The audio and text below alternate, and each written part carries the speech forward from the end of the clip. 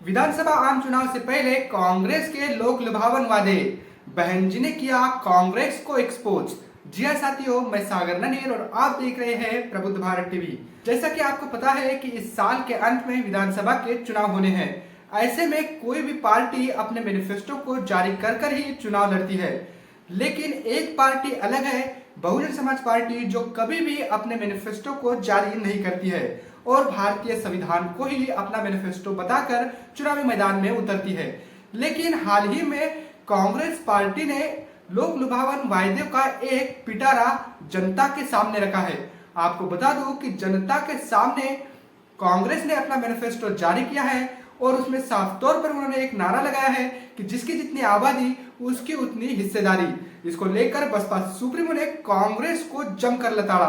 Baspa supremo ने कांग्रेस के इन लोक लुभावन वायदे को लेकर 3 ट्वीट कर कांग्रेस की जो सच्ची नीयत है वो जनता के सामने बसपा सुप्रीमो ने रखी।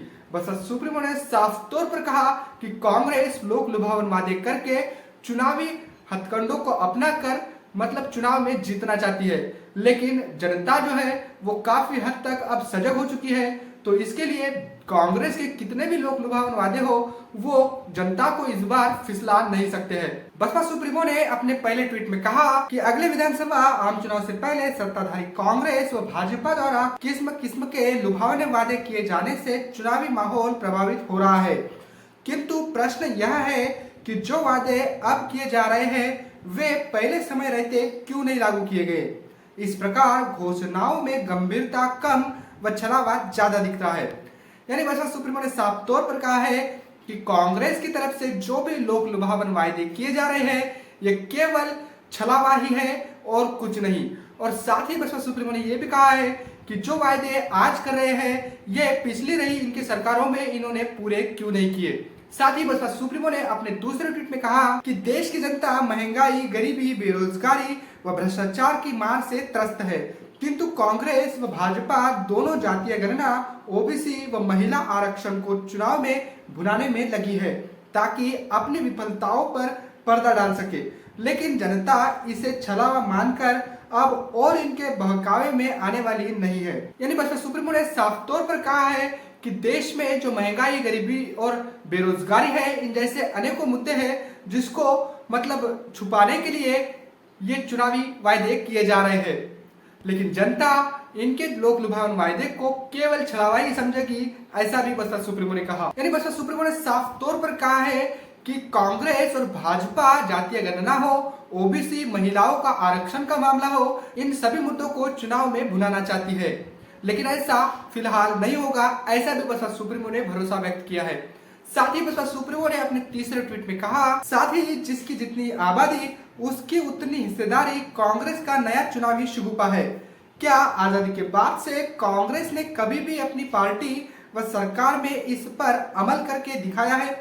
नहीं तो फिर इन पर विश्वास कैसे करें, जबकि बीएसपी ने पार्टी व अपनी सरकार में इस सामाजिक न्याय को लागू करके दिखाया है। यानी कांग्रेस पार्टी की ओर से जो नारा लगाया गया है कि जिसकी जितनी आबादी उसकी उतनी हिस्सेदारी, इसको लेकर भी बसपा सुप्रीमो ने कांग्रेस पर जमकर हमला बोला है। कांग्रेस का यह नया नारा ये केवल चुनावी शगुफा ही है। सुप्रीमो ने कांग्रेस पर यह आरोप भी लगाया और सवाल भी किया कि अब तक रही इनकी सरकारों में क्या इन नारों पर इन्होंने अमल करके दिखाया है, और नहीं किया है तो तब फिर इन पर विश्वास कैसे करें, ऐसा सवाल भी बसपा सुप्रीमो ने किया। साथ ही बसपा सुप्रीमो ने सामाजिक न्याय के तहत इस नारे पर अगर सही मायने में काम किया है तो वो बसपा की सरकार ने किया है, ऐसा भी बसपा सुप्रीमो ने कहा। वैसे कांग्रेस और भाजपा ये दोनों ही पार्टियां अपने चुनावी मतलब घोषणा पत्रों के माध्यम से समाज को और जनता को लुभावने वादे के तहत लुभाना चाहती है, लेकिन बसपा का जो चुनावी मुद्दा होता है वो भारतीय संविधान को आगे रखकर यानी उसी को अपना मैनिफेस्टो बनाकर चुनावी मैदान में उतरती है। अब तक भाजपा और कांग्रेस ने जितने भी वायदे किए हैं क्या वो पूरे हो चुके हैं? क्या उस पर भाजपा और कांग्रेस ने अब तक काम किया है?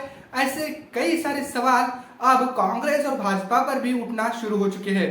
वैसे आपको क्या लगता है, कमेंट करके हमें जरूर बताइएगा। मिलते हैं अगली रिपोर्ट में, तब तक के लिए जय भीम, जय भारत।